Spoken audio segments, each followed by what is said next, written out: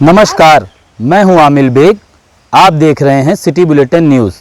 पेश हैं आज के प्रमुख समाचार। यूं तो पूरे शहर की ही यातायात व्यवस्था बुरी तरह से फेल है, लेकिन शनिवार की देर शाम देवकाली क्षेत्र में लंबा जाम लग गया। तस्वीरें आप देख सकते हैं। देवकाली ओवरब्रिज से लेकर के रीडगंज से फतेहगंज के बीच में कहीं भी पैदल चलने के लिए आपको रास्ता नहीं मिला होगा।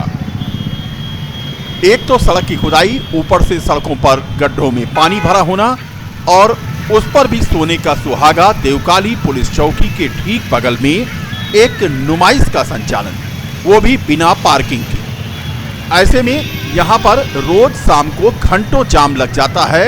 नुमाइश जहाँ चल रही है ठीक उसी के सामने की ये तस्वीर आप देखें। गाड़ियाँ सड़क पर ही पार्क हो गई और सड़क के बीचों बीच में तमाम जगहों पर पानी भरा होने की वजह से लंबा जाम लग गया और जो जाम में फंसा तो वो फंसा ही रह गया। रेंग रेंग करके लोगों ने घंटों में अपने गंतव्य को पहुंचने में कामयाबी पाई। देवकाली पुलिस चौकी है, ठीक उसी के सामने ये जाम लगा हुआ था, लेकिन चौकी का कोई भी सिपाही, चौकी इंचार्ज की बात तो दूर रही, इस जाम को छुड़ाने के लिए आगे नहीं आया। मानो लग रहा था कि देवकाली पुलिस चौकी पुलिस के बिना ही संचालित हो रही है, क्योंकि ठीक चौकी के सामने ही भयंकर जाम, जो इसमें फंस गया वो फंसा रहा और परेशान होता रहा। यहाँ प्रतिदिन शाम को ऐसे ही जाम लग जाता है, जिसकी सबसे बड़ी वजह है यहाँ पर लगी एक प्रदर्शनी। क्योंकि प्रदर्शनी में पार्किंग की व्यवस्था नहीं है, तो लिहाजा सामने ही गाड़ियां खड़ी हो जाती हैं और देवकाली मंदिर का मोड़ भी है, तो लिहाजा यहाँ पर यातायात बुरी तरह से जाम हो जाता है। यातायात पुलिस तो नजर आती नहीं है, स्थानीय पुलिस भी इस ओर ध्यान नहीं देती है, तो लोग परेशान होते हैं। अब देखना है कि इस तकलीफ से लोगों को कब निजात मिलेगी।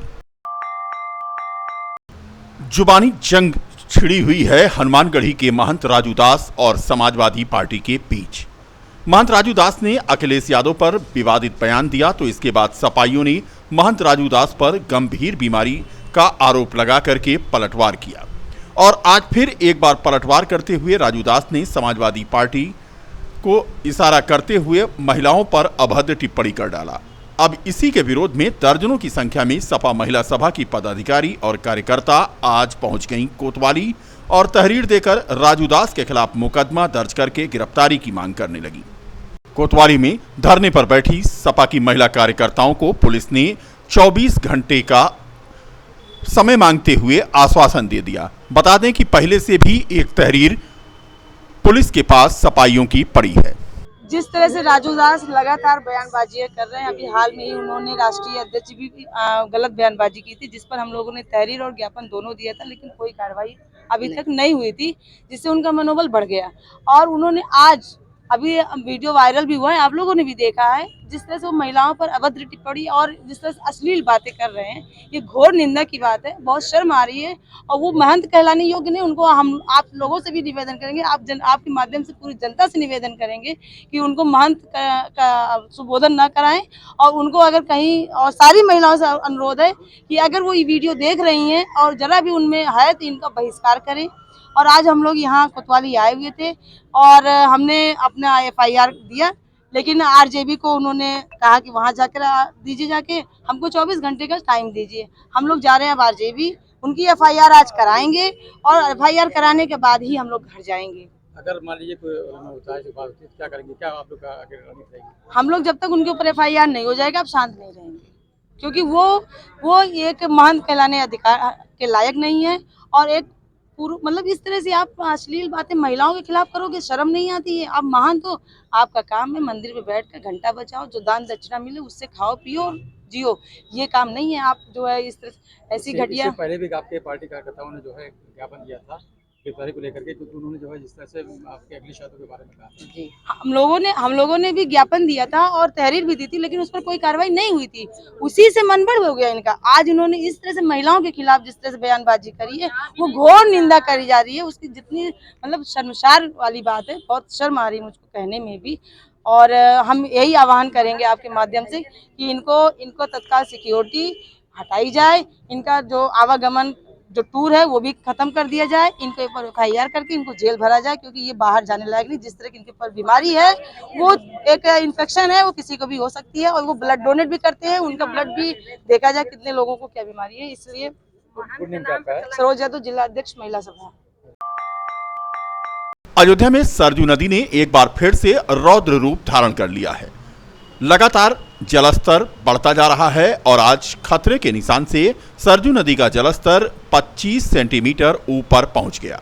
विकराल रूप सरजू का जो धारण हुआ है वो कतरनिया घाट, शारदा और बनबसरा बैराज से भारी मात्रा में छोड़े गए पानी के चलते हुआ है, जिससे तटीय इलाकों में कटान और बाढ़ का खतरा बढ़ गया है। बढ़ते जलस्तर को लेकर प्रशासन ने कमर कस ली है और जलस्तर पर केंद्रीय जल आयोग लगातार नजर बनाए हुए है। अयोध्या प्रशासन ने बाढ़ चौकियों को अलर्ट कर दिया है। सरयू नदी का जलस्तर भी मौके पे 92,980 चल रहा है, जो खतरे के निशान से 25 सेंटीमीटर ऊपर बह रही है। यह मतलब लगभग कल की डेट में इवन मतलब 25 तारीख की सुबह से बढ़ना चालू हुआ है, जो डेंजर लेवल को क्रॉस किया गया है। तब से लगातार बढ़ी रही है, लेकिन मौजूदा समय में अभी रुकी हुई है। ये बैराज से कतरनिया घाट बैराज और शारदा बैराज और बनबसा बैराज से मतलब भारी मात्रा में मतलब पानी छोड़ा जा रहा है, जो कि नेपाल से और उत्तराखंड से दोनों जगह से पानी। अयोध्या में निर्माणाधीन राम मंदिर जनवरी में आम श्रद्धालुओं के लिए खोल दिया जाएगा। दूर दराज से आने वाले श्रद्धालु भगवान रामलला के नवनिर्मित मंदिर में विराजमान रामलला का दर्शन पूजन कर सकेंगे। इसके लिए बराबर तैयारियां चल रही हैं। जनवरी में अनुमान लगाया जा रहा है कि 25,000 ऐसे लोग आएंगे जिनके पास ना तो होटल की सुविधा होगी और ना ही उनके लिए कोई अन्य सुविधा रहेगी।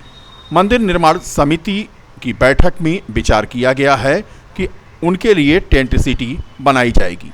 क्या होगी व्यवस्था, इस पर जानकारी दी राम मंदिर ट्रस्ट के महासचिव चंपत राय ने। यात्री जिनका यहाँ कोई रैन बसेरा नहीं है, कोई गुरु स्थान नहीं है, वो होटल में भी नहीं जा सकते। वो ऐसे भी नहीं है कि ट्रैक्टर ट्रॉली जीप से आ जाएं और रात को अपने घर चले जाएं। ऐसी संख्या कितनी होगी मालूम नहीं, लेकिन कम से कम 25,000 लोगों को जनवरी की शीत में हम रात्रि को छाया दे सकें, पेट भरने के लिए कुछ 4 रोटी दे सकें। लेकिन वो भगवान का दर्शन करने आए हैं, ऐसे लोगों को ठंड में रात्रि का छाया, पेट की क्षुधा शांति के लिए कुछ प्रसाद और जो अन्य आवश्यकताएं रहती हैं सब, इसके बारे में हम बहुत आगे बढ़ गए हैं। बाग बिजैसी, हैबतपुर, गाजीपुर, चितावा की भूमि, वहाँ इस तरह के कैंप हम लगाएंगे। कपड़े के टेंट जैसे इलाहाबाद के माघ मेला और कुंभ मेला में लगते हैं, और एक शिविर में जितनी भी जीवन की आवश्यकताएं होती हैं उन सब का पूर्ति करेंगे, समावेश करेंगे। लोग दूर दूर से आएंगे, मौसम के कारण बीमारी होंगी, थकान, ठंड लग गई, सर्दी अनुकूल नहीं पड़ी, तो एक प्राथमिक चिकित्सा। ऐसे भी मेडिकल कॉलेज के डॉक्टरों से काफ़ी चर्चा हुई है, उसका भी आज वर्णन आ गया। गंभीर अवस्था में कहीं मेडिकल कॉलेज ले जाने की आवश्यकता पड़ सकती है तो एम्बुलेंस, इसका भी विचार हुआ है। पर चल रही है कि हम दिसंबर तक क्या क्या काम पूरे कर लेंगे। प्रायोरिटी फिक्सेशन हो रहा है कि कौन काम जरूर होना चाहिए। उस जरूर होने वाले काम में क्या क्या बाधाएं हैं, ये बड़े तकनीकी बातें हैं, लेकिन शायद इस पर चर्चा हुई। आज भारत सर्वोच्च न्यायालय के वरिष्ठतम अधिवक्ता केशव पाराशरन, जो मूलतः तमिलनाडु के निवासी हैं, उनकी आयु शायद 95 साल है, अब 40 दिन सुप्रीम कोर्ट में बैठे रहे, खड़े रहकर 4 बार में 16 घंटे तक आर्गूमेंट किए, 4 या 5 बार में खड़े रहकर। एक राउंड में 2 से 2.5 घंटे खड़े रहना पड़ता है। वो पधार रहे हैं। शहर के नाका बाईपास स्थित एक स्थानीय होटल में आयोजित कार्यक्रम कजरी महोत्सव में शामिल होने भारतीय कुश्ती महासंघ के पूर्व अध्यक्ष और बीजेपी सांसद बृजभूषण शरण सिंह ने शिरकत की। बता दें कि भारतीय कुश्ती संघ की सदस्यता को रद्द किए जाने पर आज उन्होंने कार्यक्रम के बाद पत्रकारों से वार्ता करते हुए प्रतिक्रिया दी है। बृजभूषण शरण सिंह का कहना है कि यह देश के लिए बड़ा आघात है। भारत के इतिहास में यह पहली बार हुआ है कि जो हम इंटरनेशनल संगठन है उसने भारतीय कुश्ती संघ को भंग कर दिया। बड़ा आघात है और वो प्रार्थना करेंगे कि देश जल्दी ही इस आघात से बाहर निकले। ये देश के लिए एक बहुत बड़ा आघात है और भारत के इतिहास में पहली बार हुआ है कि जो हमारा इंटरनेशनल संगठन है उसने कुश्ती संघ को भंग किया है और ये बहुत बड़ा आघात है। और हम तो यही दुआ करेंगे कि जल्दी देश इस आघात से बाहर निकले। विदेश में रहने वाले राम भक्तों के लिए खुशखबरी है। अब विदेश में भी रहने वाले भक्त रामलला को दिल खोलकर दान कर सकते हैं। सरकार की अनुमति के बाद अब रामलला को विदेश से भी समर्पण निधि मिल सकेगी।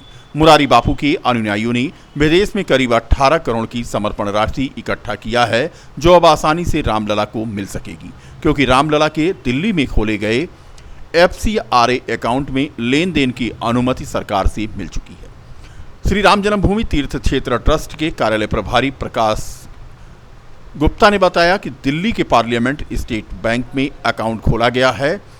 अब सरकार से अनुमति के बाद विदेश के राम भक्त भी समर्पण निधि दे सकेंगे। वो अकाउंट जो है वो अपने दिल्ली में पार्लियामेंट स्टेट बैंक खुला है और चूंकि 3 साल का प्रतिबंध था इसलिए अप्लाई तो हमारा पिछले साल से था और जो भी उनकी फॉर्मेलिटीज़ थी 3 साल की ऑडिट रिपोर्ट वगैरह जब सरकार के केंद्र सरकार के यहाँ पहुँच गई और उसका पूरा एग्ज़ाम हो गया। एग्ज़ाम होने के बाद में हमारा हिसाब किताब हर चीज़ को सही मिली तो उन्होंने परमिशन दे दी। क्या विदेशों से धन आने लगेगा? हाँ, विदेशों से अब जिसको भी देना है उस अकाउंट में पैसा जमा कर सकता है। जिला अस्पताल के दूसरे गेट पर काफी साल पुराना पीपल का पेड़ एक बड़ी दुर्घटना को दावत दे रहा है। बता दें कि शहादतगंज से नया घाट तक राम पथ पर कई पेड़ पिछले 2 माह में धराशायी हो चुके हैं,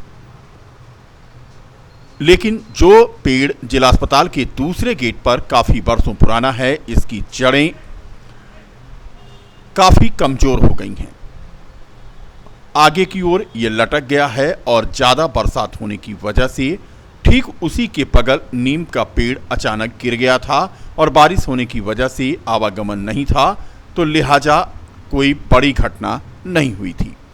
अभी कुछ दिन पहले ही बारिश होने की वजह से नीम का पेड़ सुबह रोड पर गिरा था और आवागमन ठप हुआ था। अब इस पेड़ को अगर इसी तरह से देखा जाए तो ये किसी बड़ी दुर्घटना को दावत दे रहा है। ये दीवार के सहारे रुका हुआ है और लटका हुआ है।